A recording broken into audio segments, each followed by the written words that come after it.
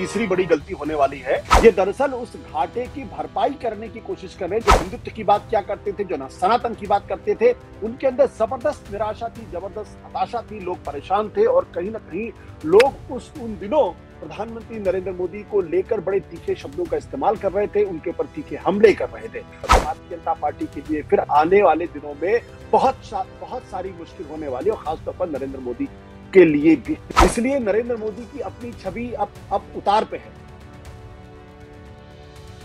नमस्कार, मैं हूं अंकुर और आप देख रहे हैं सत्येंद्र का विशेष कार्यक्रम आशुतोष की पैनी नजर।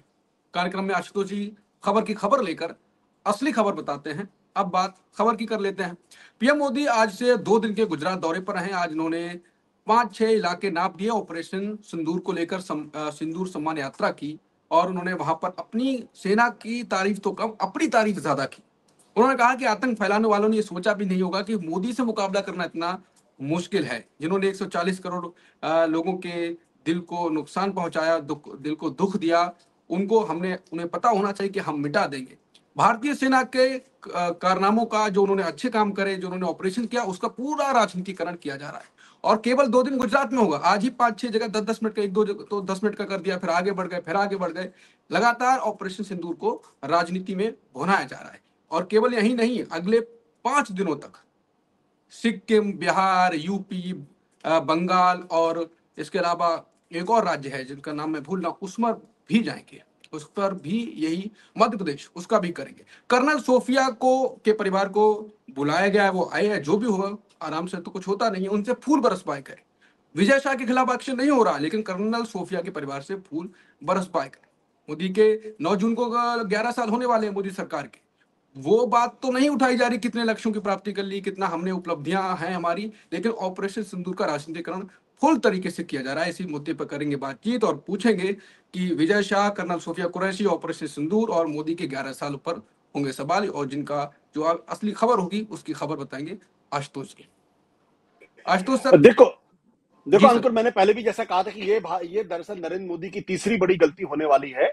और आपको अच्छी तरीके से याद होगा किस तरीके से जब राम मंदिर का उद्घाटन किया गया था, तो उस वक्त इतना बड़ा नैरेटिव इस देश के अंदर बनाने की कोशिश की गई थी कि देश के तमाम बड़े बड़े पत्रकार और बड़े बड़े बुद्धिजीवियों ने मान लिया था कि इस बार तो 2024 का चुनाव भारतीय जनता पार्टी भारी बहुमत से जीतेगी, क्योंकि पूरा देश हिंदूमय हो गया है। अब जो दरअसल भारतीय जनता पार्टी और नरेंद्र मोदी ऑपरेशन सिंदूर के बहाने करने की कोशिश कर रहे हैं, ये दरअसल उस घाटे की भरपाई करने की कोशिश कर रहे हैं जो सीज फायर की वजह से हुआ है। जब सीज फायर हुआ, उस वक्त अचानक एक बहुत बड़ा तबका जो भारतीय जनता पार्टी को सपोर्ट करता है, जो नरेंद्र मोदी का समर्थक है, उसके अंदर भयानक निराशा फैल गई। और उन दिनों मैंने जो सोशल मीडिया पर देखा था, खासतौर पर उन प्लेटफॉर्म्स के ऊपर जो नरेंद्र मोदी के समर्थक प्लेटफॉर्म थे, जहां पर भारतीय जनता पार्टी के अपने लोग थे, जो हिंदुत्व की बात क्या करते थे, जो सनातन की बात करते थे, उनके अंदर जबरदस्त निराशा थी, जबरदस्त हताशा थी, लोग परेशान थे और कहीं ना कहीं लोग उन दिनों प्रधानमंत्री नरेंद्र मोदी को लेकर बड़े तीखे शब्दों का इस्तेमाल कर रहे थे, उनके ऊपर तीखे हमले कर रहे थे। और एक तरीके से वो अपने आप को बहुत ही बिट्रेड, यानी अपने आप को बहुत ही ठगा हुआ सा महसूस कर रहे थे, हतप्रभ थे कि अगर ये क्या हो गया कि जब भारत जब है पाकिस्तान पे डोमिनेट कर रहा था, पाकिस्तान को सबक सिखाने का मौका आया था, पाकिस्तान के 2 टुकड़े 3 टुकड़े हो सकते थे, जब पाकिस्तान से उपयोग ले सकता था, तब अचानक सीज फायर क्यों हुआ? और ये सीज फायर अमेरिका के दबाव में हुआ।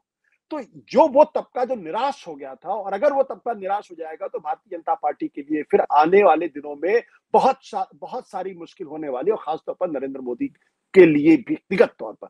तो ये उस घाटे की भरपाई करने की कोशिश कर रहे हैं। जो लोग ये सोच रहे हैं दरअसल इसके बहाने चुनाव को मैनिपुलेट करने की कोशिश कर रहे हैं, यानी चुनावी माहौल बनाने की कोशिश कर रहे हैं, वो शायद इस बात को नहीं समझ रहे हैं। वो दरअसल कोशिश ये है कि जो नुकसान हो गया है, जो लोगों का भ्रम टूटा है कि एक आदमी जो 56 इंच सीने की बात करता था, एक आदमी जो अपने आप को अमेरिका के डोनाल्ड ट्रंप से के बराबर अपने आप को महसूस कराता था, एक आदमी के बारे में लगातार ये तस्वीरें फैलाई जाती थी, उनका आईटी से लगातार फैलाता था, प्रधानमंत्री कार्यालय फैलाता था कि देखो जब प्रधानमंत्री जी बोलते हैं, नरेंद्र मोदी जी बोलते हैं, तो पूरी दुनिया के तमाम बड़े बड़े नेताओं की बातों को सुनते हैं, और वो दरअसल आज की विश्व राजनीति की धुरी है। ये संदेश देने की कोशिश की गई थी। और वैसे में जब ऑपरेशन सिंदूर लॉन्च हुआ और जब ये लगा कि देश अब एक सबक सिखाने वाला पाकिस्तान को और पाकिस्तान की सेना को, तो युद्ध के बीच में अचानक सीज फायर का ऐलान हो गया और उसका कोई कारण नहीं बताया गया। ये कोई कारण नहीं कि डीजीएमओ ने फोन किया पाकिस्तान को और हम उनकी बातों को मान लें। मतलब क्या पाकिस्तान इतना समझदार हो गया है कि अब उन्होंने फोन किया और हमको कहा कि जी हमको तो अपनी गलती का एहसास हो गया, अब हम समझ गए हम दोबारा ऐसी गलती नहीं करेंगे, और भारत सरकार ने मान भी लिया। उल्टे पाकिस्तान के अंदर जश्न का माहौल था और भारत के अंदर विषाद का माहौल था। भारत के अंदर लोग डिप्रेशन में थे, ये क्या हो गया। तो प्रधानमंत्री नरेंद्र मोदी इस बात को अच्छी तरीके से समझ रहे हैं, इसीलिए अब वो उस खोई हुई जमीन को वापस पाने की कोशिश कर रहे हैं। अब वो कितना कामयाब होते नहीं कामयाब होते अलग तरीके का प्रश्न है। एक चीज और भी है कि जिस तरीके से इनके अपने लोग बयानबाजी कर रहे हैं, जिस तरीके से विजय शाह बयानबाजी की और उसके खिलाफ भारतीय जनता पार्टी के किसी भी नेता ने शो का नोटिस तो छोड़ दिए, उनके खिलाफ कोई एक्शन लेना उचित नहीं समझा। और वो जिस भाषा का इस्तेमाल कर रहे थे कर्नल सोफिया को लेके, वो शर्मनाक है, निंदनीय है, और ऐसे आदमी को पार्टी में रहने का कोई अधिकार नहीं। इसके अलावा अभी एक जो हरियाणा के एक नेता भारतीय जनता पार्टी के, जांगड़ उनका नाम है, वो क्या कह रहे हैं, मतलब वो तो और भी विभत्स तरीके की बातें कर रहे हैं। वो कह रहे हैं कि जब आतंकवादी आ रहे थे, जब उनके पतियों को मार रहे थे, तो ये वॉरियर पत्नियां कहां थी, उन्होंने लड़ाई लड़ने के बारे में क्यों नहीं सोचा। मतलब ये किस तरीके के लोग हैं, मुझे समझ में नहीं आता। वीरता नहीं है, वो वीरांगना नहीं है। हाँ, क्या उनके दिमाग है या जब ये पागल हो गए ये लोग। मुझे लगता है इन लोगों का स्क्रू ढीला हो गया, इनका दिमाग खराब हो गया है। तो अगर ये जो इस तरीके की बातें कर रहे हैं, उधर एक दूसरे उप मुख्यमंत्री मध्य प्रदेश के अंदर जो कह रहे हैं कि सेना तो प्रधानमंत्री नरेंद्र मोदी के सामने नतमस्तक है। यानी भारतीय जनता पार्टी के नेताओं की जुबान ऐसी खराब हो गई है, इस तरीके से वो बोल रहे हैं कि उनको खुद शर्म आनी चाहिए और उनकी पार्टी को उनके खिलाफ कार्रवाई करनी चाहिए। लेकिन उनकी पार्टी के खिलाफ कोई कार्रवाई करती हुई दिखाई नहीं पड़ रही है। ये जितना ये लोग बोलेंगे उतना ही पार्टी का नुकसान करेंगे, मैं मान रहा हूं। और जितना प्रधानमंत्री जी इस जमीन को रिक्लेम करने की कोशिश करेंगे, उससे कोई बहुत ज्यादा फायदा होने वाला नहीं है। उनका जो राष्ट्रवाद था, उसका खोखलापन पूरी तरीके से स्पष्ट हो चुका है। लोगों को समझ में आ गया कि कहते कुछ थे, करते कुछ है। जब मौका आया तो वो नहीं कर पाए जो बड़ी बड़ी डींगे हाका करते थे। बिल्कुल। आप तो मोदी जी के, जैसा कि मैंने जिक्र किया कि 11 साल भी होने वाले हैं, 9 जून को हो जाएंगे मोदी सरकार के। आप लगातार सिंदूर यात्रा निकाल के महिलाओं का सम्मान की बात करके ये मुद्दा बनाया जाएगा, और कोई मुद्दा तो उपलब्धियां तो गिना नहीं रहे। तो आपको क्या लगता है 11 साल में कुछ हुआ नहीं? विपक्ष लगातार अभी से हमलावर हो गया है। नहीं, देखिए, ऐसा नहीं कि 11 साल में कुछ नहीं हुआ, बहुत सारी चीजें हुई हैं। लेकिन जो आपने एक मसीहा की छवि बना के रखी थी, जब नरेंद्र मोदी देश के प्रधानमंत्री बनेंगे तो दाऊद इब्राहिम को पकड़ के ले आएंगे, हाफिज सईद जो है वो मुर्गा बन जाएगा, और जो अजहर मसूद है वो तो थर कांपने लगेगा, पाकिस्तान की तो सांसें अटक जाएंगी, और भारत के अंदर दूध और घी की नदियां बहने लगेंगी, हर आदमी को रोजगार मिल जाएगा, किसानों की जो आय है वो दुगनी हो जाएगी, भारत 5 ट्रिलियन इकोनॉमी बन जाएगा, और हर आदमी के खाते में 15 लाख रुपए चले जाएंगे, हर साल 2 करोड़ रोजगार आ जाएगा। ये सारे वायदे किसने किए थे? खुद प्रधानमंत्री नरेंद्र मोदी और उनकी टीम ने किए थे। आज पूछिए वो भारत 5 ट्रिलियन इकोनॉमी क्यों नहीं बना अभी तक? अब 4 ट्रिलियन इकोनॉमी बन गया तो उसी बड़े खुश हो रहे हैं। लेकिन आपका वादा तो 5 ट्रिलियन इकोनॉमी बनने का था। कहां गया 5 ट्रिलियन इकोनॉमी? हर आदमी खाते में 15 लाख रुपए जाने का था, वो कहां चला गया? तो ये जो बड़े-बड़े ढिंढोरची बनने का जो सपना था, उसकी वजह से अब की में जो पिछली बार जो 2024 का चुनाव हुआ, उसमें भारतीय जनता पार्टी को नुकसान हुआ है, इसमें कोई दो राय नहीं है। इसलिए नरेंद्र मोदी की अपनी छवि अब उतार पे है, वो ढलान पे है उनकी छवि।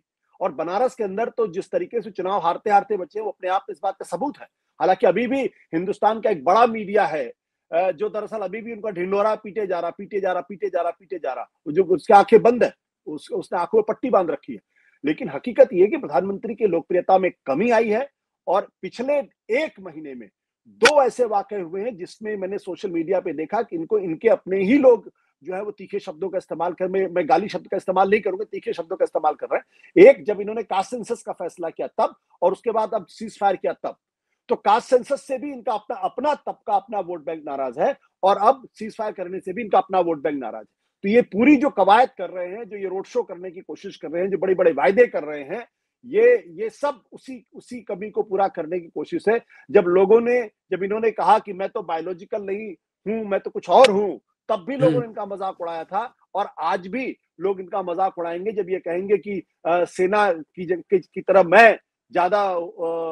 मुझे ज्यादा क्रेडिट मिलना चाहिए, या सोफिया के परिवार से अगर फूल वूल बरसाएंगे, तो ये लोग इन सब चीजों को पसंद नहीं करते हैं। इसलिए इनको नुकसान ही होगा, फायदा बिल्कुल नहीं होगा। ये तो मेरी बिल्कुल एक स्पष्ट तौर पर रहा है। हाँ, अगर ये शांतिपूर्ण तरीके से रहते, एक शांति तरीके से लोगों से बातचीत करते, तो बात ज्यादा असर करती।